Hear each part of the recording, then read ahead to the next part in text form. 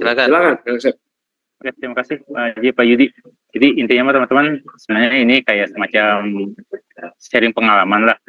Jadi di IT itu sebenarnya apa sih yang dikerjain, terus seluk-beluknya seperti apa, terus bagaimana cara implementasinya ke supply chain seperti apa, terus untuk yang implementasinya bagaimana sih supaya kita bisa tahu apa yang kita request, apa yang kita proses, terus jadinya seperti apa, quantity-nya seperti apa, delivery-nya ke klien seperti apa. Mungkin saya izin share screen dulu ya, kemarin sempat bikin coret-coret dikit lah. Mudah-mudahan sih keterima sama teman-teman gitu. Bentar ya. Jadi selama ini kalau teman-teman bingung gitu ya, ini orang IT ngapain aja sih gitu kan ya. Kalau gue mintain report, gue minta ganti sistem gitu ya, kok susah banget gitu. Nah ini mungkin kita bisa dapat pencerahan malam ini. Jadi gini, kemarin sempat ini ya saya udah dibuat. Jadi sebenarnya apa sih dampak pengaruh besarnya IT di supply chain, terus kapan sih sebenarnya dari IT itu mulai berbarengan dengan teman-teman dari supply chain itu membuat satu sistem yang baik, terus diimplementasi di masing-masing perusahaan. Kadang-kala di satu tempat itu flow-nya seperti A, tempat B seperti B, tempat B itu beda lagi. Tempat C beda lagi. Jadi seperti ini cara proses pembuatannya. Nah ini dibahas sekarang apa yang tentang teknologi. Karena kan teknologi itu yang buat tuh jadi user atau kreatornya tuh sebenarnya teman-teman semua sih yang buat sistemnya itu. Jadi teman-teman di IT itu hanya mengimplementasikan, membuat sesuai dengan apa yang diminta. Jadi kalau disebutnya bisa nggak kita buatin A, buatin B, atau buatin C, tapi nggak ada requirement-nya, itu nggak bisa dibuat. Segimana canggihnya juga. Nah, ini ada beberapa latar belakang sih dari beberapa para pakar yang saya ambil, cuman ada salah satu yang lebih menarik ke saya dari Eric Dyson. Dia semua kebutuhan manusia dalam mengambil. Jadi teknologi itu apa sih? Jadi sebenarnya kebutuhan manusia dalam mengambil, memindahkan, mengolah, dan memproses sistem informasi dalam konteks sosial yang akan dipergunakan oleh teman-teman sendiri. Jadi ketika ada sistem informasi, sistem teknologi, atau aplikasi yang teman-teman pernah pakai di perusahaan, atau kliennya teman-teman juga, yang mereka implementasi itu sesuai dengan yang mereka butuhkan. Jadi kalau ada penggunaan sistem yang di luar konteks atau di luar requirement atau bisnis proses yang diinginkan, biasanya dalam tanda kutip itu agak bermasalah gitu. Nah, ini perkembangan sih dari awalnya seperti apa. Jadi mungkin untuk yang podcast kali ini saya coba menggambarkan dulu latar belakang segala macam. Nextnya kalau misalnya ternyata teman-teman butuh implementasi lebih jauhnya seperti apa, terus cara real konkretnya bagaimana untuk ke lapangan, nanti kita share juga gitu. Nah ini latar belakangnya. Terus fase perkembangannya sebenarnya kalau di teman-teman yang pernah mendengar mungkin ada tentang 4G, 5G, 3G. Nah kalau di IT juga ada sebenarnya fase 1, fase 2, fase 3, fase 4 sampai fase 5. Di mana masing-masing fase itu dia akan berhubungan atau berintegrasi masing-masing. Setiap fase itu ada mengalami semacam kalau kata orang mungkin evolusi, perkembangan yang dulunya pakai teknologi nirkabel, akhirnya berubah dari teknologi Bluetooth, berubah lagi teknologi AI, itu ada fase-fasenya. Sampai nanti di 2050, 2030 itu sudah disiapkan apa yang akan berubah. Jadi kalau dari sekarang kita udah siap dengan perubahan dari sisi digitalisasi, sisi teknologi, kemungkinan kita akan tertinggal dengan kompetitor atau pesaing kita. Atau ada lagi yang menciptakan sesuatu ternyata seharusnya udah kita buat. Kita punya flow-nya, kita punya bisnis prosesnya, kita punya requirement, tapi kita implementasi ke dalam satu tahapan proses digitalisasi, itu agak susah. Bisa, tetapi butuh effort-nya lebih besar. Nah, ini mungkin teman-teman juga tahu revolusi industri kayak gimana, revolusi 1.0, 2.0, 3.0, nah 4.0. Nah ini saya kemarin sebenarnya dulu tuh untuk yang industri 4.0 itu 2013 itu pernah gabung di kayak semacam perusahaan obat-obatan farmasi sih. Jadi pembuatan obat dari straight dari awal itu sampai jadi itu seperti apa, tahapannya itu bagaimana. Mungkin kalau sekarang sih orang ke PPIC, orang ke warehouse-nya seperti apa segala macam, itu udah kita implementasi dulu. Jadi ketika satu tablet obat kecil itu komposisinya berapa, itu udah kita implementasi sebenarnya di 2000. Udah lama sih ketika ini mulai berlangsung. Jadi ketika 4.0 mulai, kita 2013 itu udah implementasi. Ya, jadi kalau misalnya ada yang mau ditanyain boleh ya, saya agak cepat sedikit. Jadi untuk hubungan teknologi informasi sih dengan revolusi industri itu kapan sih sebenarnya? Soalnya ada beberapa juga dari teman-teman yang seperti ketemu saya kan ada komunitas teknologi informasi juga, di mana kita sesama IT, apalagi back-end prosesnya di developer, mereka akan sharing, ini kapan kita implementasi seperti ini, kapan kita akan implementasi, terus kapan kita akan hold, kapan kita akan upgrade sistemnya. Jadi kalau mulainya kapan teknologi informasi dengan supply chain itu bergabung, itu sebenarnya udah mulai di fase ketiga.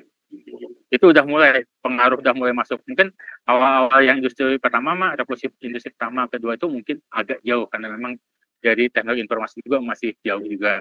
Nah, mulai ke 3.0, mulailah TI ada pengaruhnya, informasi IT ada pengaruhnya, sampai ke industri keempat. Nah, itu pengaruh teknologi informasi dengan revolusi industri itu kayak semacam beririsan di sini.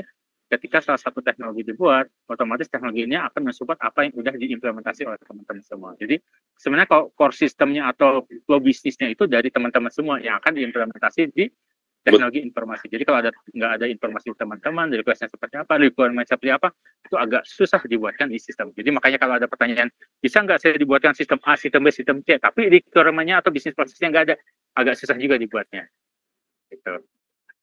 Nah, sebenarnya gini, di teknologi informasi sendiri, yang disupport itu banyak sih. Kita bisa membuat kayak procurement-nya, inventory management-nya, manufakturnya, retail-nya, CRM-nya, itu bisa kita support dari teknologi informasi, di mana teknologi atau informasi atau IT yang akan dibuat ini, sistem ini, yang akan membantu teman-teman di lapangan juga.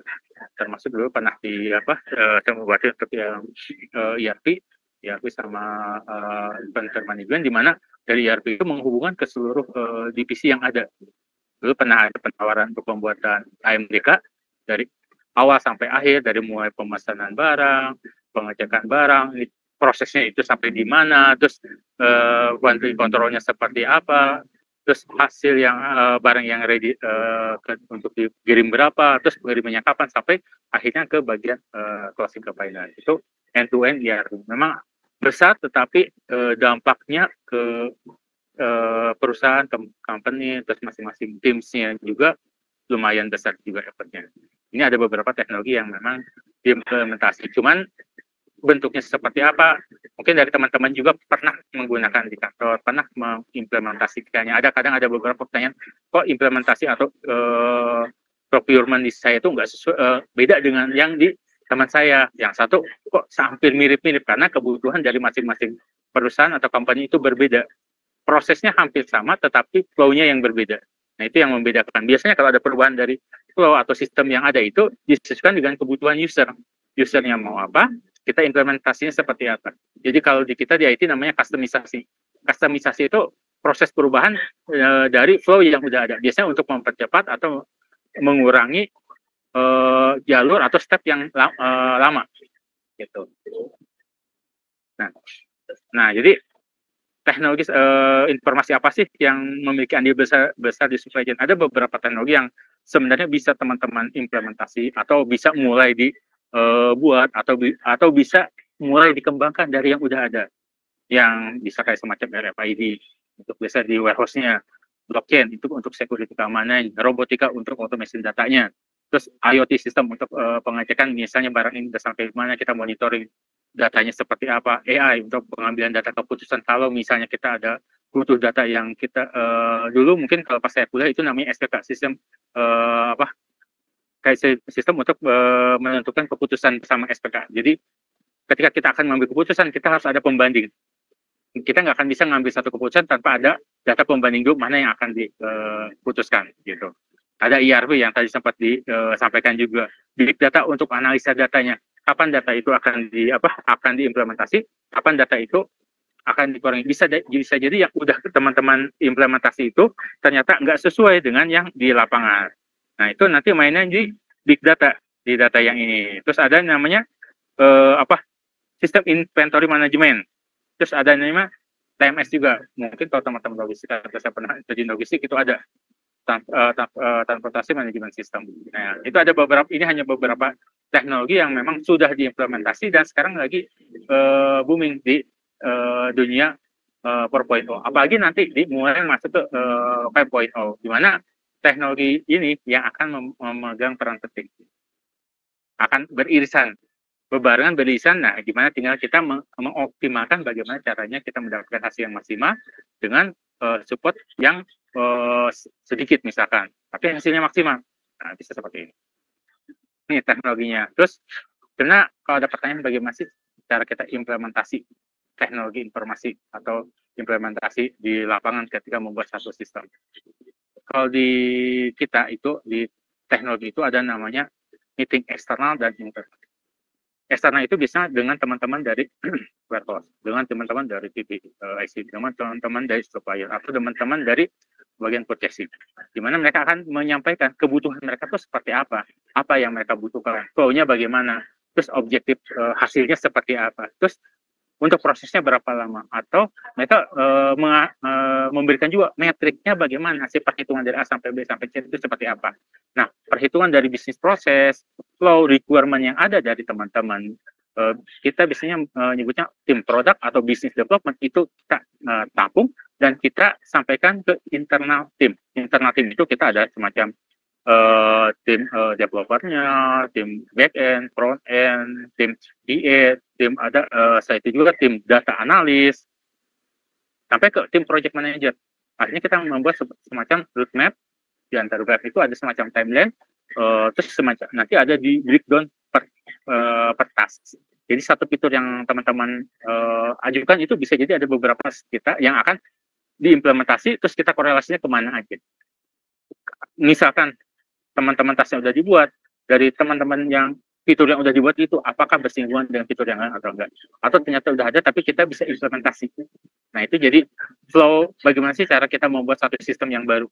Ini sebenarnya di IT itu kayak gini nih yang kita minta. Jadi kalau ada yang bertanya, bisa nggak kita meminta dibuatkan sistem A, sistem B, sistem C? Bisa, jawabannya, tetapi harus ada requirement yang jelas, proses yang jelas, hasilnya seperti apa, aturan mainnya bagaimana, metriknya seperti apa. Gitu. Ketika udah dapat data segala macam, akhirnya kita ada yang namanya SDLC, Software Development Life Cycle, di mana itu adalah aturan main yang ada di developer. Jadi kalau kata orang sih, mungkin kalau kita di sekolah dulu namanya tata tertib. Jadi ketika kita masuk sekolah itu harus apa dulu, prosesnya apa dulu. Nah, sama ketika di sistem pembuatan sistem juga ada namanya, ketika kita akan memulai sistem itu, kita menyiapkan requirement-nya dulu, kita menyiapkan bisnis prosesnya dulu, kita menyiapkan analisanya dulu, kita terus menyiapkan semacam test case-nya seperti apa. Setelah itu kita membuatkan semacam mock-up-nya, desainnya, baru setelah beres mock-up sama desainnya, kita approval dari prinsipal, baru kita assign untuk ke developer untuk membuat sistem yang ada. Setelah sistem yang ada yang jadi, kita kirimkan ke orang-orang tester, setelah itu baru kita naik ke lab. Nah, itu tahapan yang sebenarnya ada yang tadi sempat Pak Haji bilang, kok pembuatan itu lama, pembuatan sistem kok lama, atau misalnya kok harusnya cepat tapi lama. Nah, ini flow di sini ini yang harus terpenuhi, dan dari sini teman-teman yang data yang kita butuhkan itu benar-benar harus fix, harus komplit, harus di-lock. Karena ketika perubahan dari requirement yang ada diserahkan ke tim developer, terus tengah-tengah berubah, otomatis proses di sini akan mengalami keterlambatan. Otomatis atau kata orang delay gitu. Proses itu. Nah, ini sih proses implementasinya. Jadi ada beberapa tahapan dari ini yang saya pegang dan saya implementasikan ke teman-teman developer, baik dari levelnya engineering manager, levelnya technical lead-nya, atau senior manager-nya, itu diimplementasikan proses tahapan ini. Tahapan ini sifatnya baku dan tidak bisa dilanggar. Jadi kalaupun misalnya dari baru planning langsung ke implementasi atau langsung ke desain, hasilnya nggak akan sesuai. Kenapa?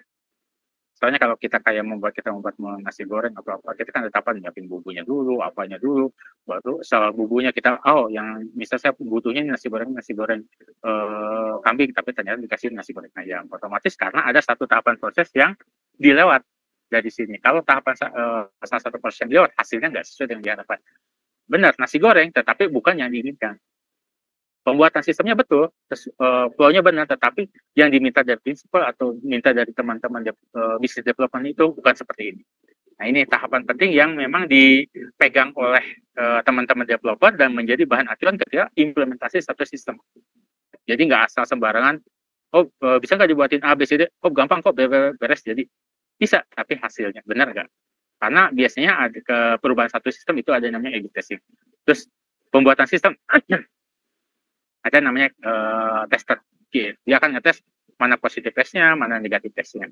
Nah, proses tahapan juga ada namanya Scrum juga. Nggak langsung buat. Kenapa ada proses tahapan Scrum? Tahapan Scrum itu proses tahapan pembuatan timeline. Kapan misalnya dibuatin timeline fitur, misalnya ada kita punya 10 fitur. Dari 10 fitur itu akan dibuat untuk 2 minggu ini, kapan bisa beres, kapan bisa chip. Akhirnya dibuat yang namanya Scrum. 1 hari ini harus beres ke delivery berapa task. Besok ke delivery berapa task dan berapa fitur. Yang akhirnya di minggu depan, itu bisa chip enggak. Perubahan dari satu requirement atau bisnis proses yang ada dalam satu requirement akan menghambat jadi proses ini. Ini penting, implement di sini akan menjaga supaya proses ini bisa kejaga. Gitu. Jadi ya itu kadang mungkin teman-teman ada ngelihat yang pernah saya sampaikan bahwa kenapa sih pembuatannya sepertinya harusnya cepat tapi jadi lama.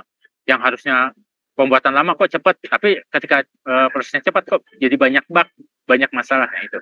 Jadi proses requirement yang nomor 1, planning sama analisa ini jadi core utama. Biasanya ini yang main di sini, prinsipal sama bisnis segala macam. Setelah ini beres, kita akan lewat ke sini, lewat ke development-nya, lewat ke testing. Nah, seperti itu. Nanti proses ke naikin ke servernya seperti apa. Terus proses maintenance-nya bagaimana. Nah, setelah proses maintenance nanti akan dipakai oleh teman-teman prinsipal atau teman-teman yang menggunakan usernya. Sesuai nggak dengan yang diimplementasi, sesuai nggak dengan yang dipakai. Nah, setelah proses tahapannya itu dilewati dan sesuai dengan yang ada, akhirnya jadi seperti ini. Kita akan buat yang ini, buat hasilnya. Akhirnya kita bisa, teman-teman bisa ngeliat, saya request ke PIC barang A, barang B, barang C. Nah, PIC akan melihat barang mana kesediaan barang yang apa. Mereka akan lihat dari dapat rollingnya. Nah, hasil dari semua yang ada itu bisa dilihat oleh teman-teman ketika requirement yang teman-teman berikan itu sesuai dengan apa yang diinginkan. Gitu tahapannya. Ini salah satu contoh case dari procurement gitu. Nah, mungkin di sini ada perhitungan baru tadi yang procurement ini sama digital, ada beberapa tahapan yang dulunya masih tradisional kita rubah ke lebih digital. Mungkin digital itu bagus, tetapi tetap butuh tangan manual dari teman-teman untuk meng-cross-check. Yang namanya sistem itu 99% itu betul, tapi 1% tetap, kalau kata orang sih no system is secure. Jadi 99 itu sistem aman, 1% itu nggak aman. Kenapa? 1% itu supaya kita lebih aware terhadap sistem kita, supaya kita ngecek apa yang kita buat itu, apa yang kita implementasi itu sesuai nggak dengan yang kita harapkan. Oke. Simple. Teman-teman mungkin ada yang mau bertanya atau misalkan di kantornya ada isu dengan IT, pengen mengerti bagaimana proses yang ada di perusahaan, silakan lah ya, monggo. Mungkin Pak Tama juga mau meramaikan. Jadi tadi diam aja beliau. Habis mandi, Pak. Ya, pertanyaannya sebelum mandi itu ngapain?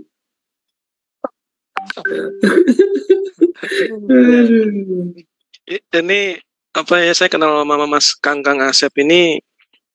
Waktu itu kami berdua ada project untuk distributor ya, Mas Asep ya. Salah satu ada teman lah, ternyata melibatkan saya di bisnis proses dan melibatkan Kang Asep di di IT-nya, di programnya gitu. Dan saya kenal Mas Asep itu memang ya enak banget lah buat diajak ngobrol ya. Jadi orang IT atau programmer yang enak itu adalah pada saat dia menerima informasi bisnis proses, dia itu bisa mengarahkan kita bahwa oh oke, nanti di programming ntar begini. Jadi benar-benar di awal udah dipikirin bahwa user friendly banget nih. Kita nggak ngomong kosmetik dulu nih, nggak ngomong warnanya harus apa, kliknya ada di tombol di sebelah mana, nggak ngomong itu dulu. Ngomongnya bagaimana si user ini, user experience atau UX-nya ini bisa apa ya, bisa experience-nya bisa ya bagus gitu loh, nyaman untuk menggunakan itu gitu, tanpa banyak klik lah, setelah ini ke sini lah.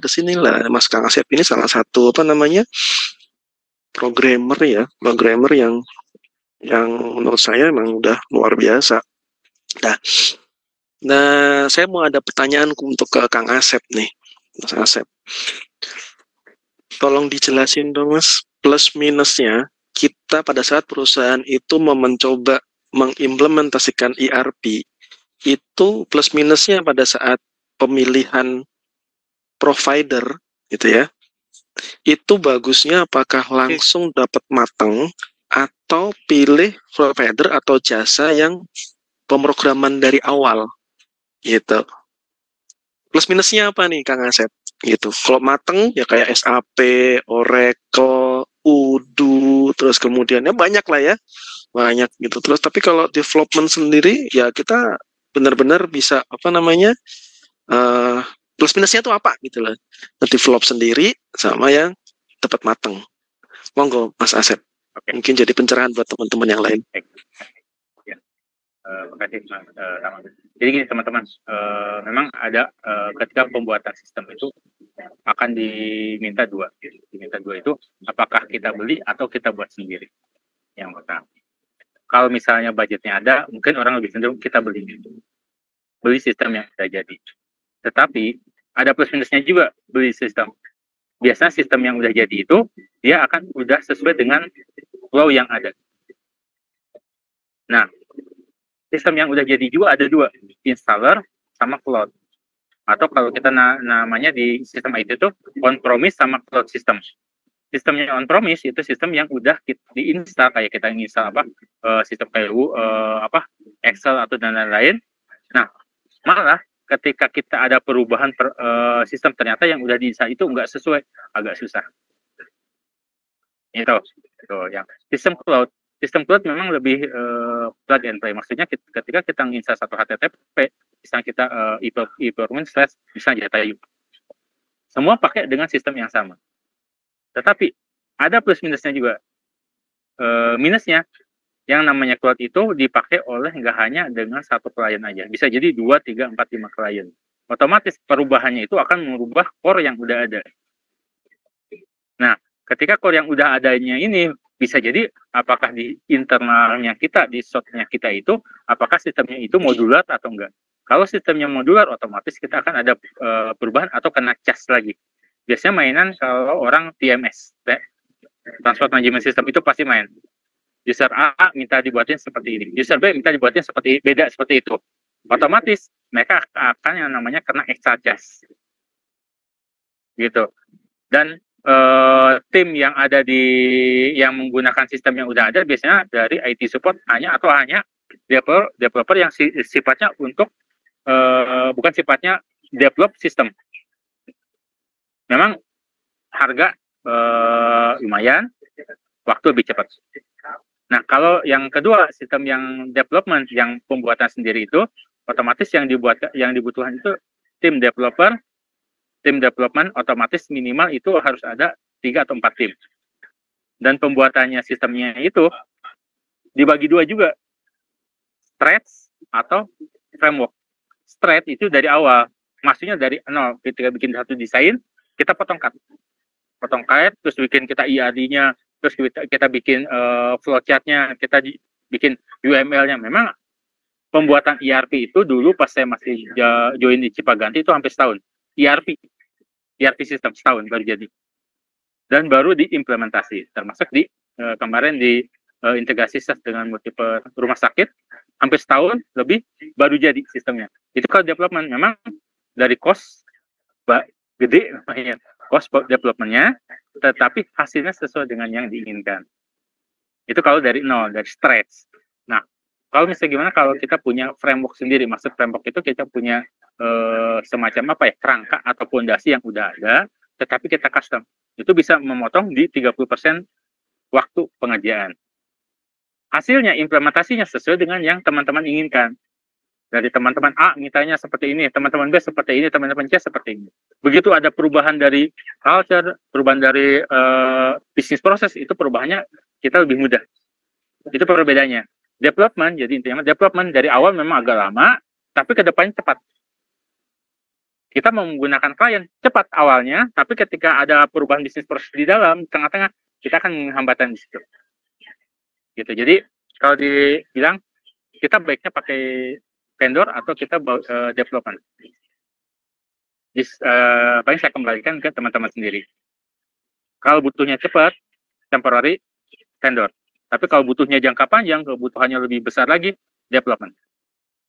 Hasil development dan hasil yang punya vendor juga memang sama, dia develop juga, tetapi hanya case-nya banyak, bukan case per case. Dia case-nya ambil beberapa case, digabungkan, akhirnya dia bikin satu sendiri. Kayak kita pakai SAP, kita pakai Odoo, terus kita pakai sistemnya yang lain juga, kayak saya pakai Scala dan lain-lain untuk ERP-nya. Dia punya base-nya masing-masing. Ketika kita ngerubah core dari satu core-nya sistem, kita akan ngerubah keseluruhan. Ketika ada yang di sistem kayak Odoo, ERP atau Scala-nya ada update dari sistem, nah itu harus hati-hati. Biasanya kalau update dari satu sistem, dia akan ngerubah dari core yang udah kita buat. Nah itu. Cukup. Kita closing statement ya. Pak Yudi, monggo. Profesor Yudianto, closing statement. Bisa aja itu dari tadi. Saya yang terakhir, muncul yang pertama hadir. Oke. Ya. Dari podcast malam ini sangat penting lah ya, sangat penting untuk bisa mengetahui kebutuhan-kebutuhan apa aja, terutama yang di lapangan ya. Memang kalau mau membangun ataupun beli sistem itu harus melibatkan tim-tim yang terkait. Itu bukan hanya sekelas manajer, tapi sampai ke level-level di bawahnya, karena pelaksana lapangan tuh di mereka. Jadi saat detailnya nanti udah ketahuan untuk poin-poin apa yang akan dilakukan perubahan atau penambahan. Ya, jadi nggak 2 kali 3 kali pekerjaan bolak-balik. Padahal itu di awal udah bisa dikerjakan dari awal maksudnya. Ya. Dari sini juga kita bisa belajar seperti info Pak Yuda tadi ya, sampai 2M terbuang lah jatuhnya ya, nggak, jadi kurang efektif hasilnya, kurang maksimal ya kan. Itu sih ya, penting banget untuk mengetahui IT, perkembangan IT, terus apa aja yang harus dilakukan untuk pembangunan sistem di IT, di pekerjaan ya, ataupun memutuskan untuk beli ataupun membangun sendiri ya, itu sangat penting banget. Oke, gitu aja sih closing statementnya, Pak Tama, Pak Haji, Pak Asep. Oke. Ya, thank you banget buat Kang Asep yang udah berbagi kita malam ini pencerahannya, dipandu juga dengan Pak Tama, ditutup dengan closing statement yang cakep dari Pak Yudi. Ya, oke. Kita ketemu lagi minggu depan waktu Indonesia Jatayu ya. Selamat malam semuanya, sampai jumpa lagi kita di minggu depan. Oke? Oke. Terima kasih. Mantap. Terima kasih teman-teman semua. Terima kasih.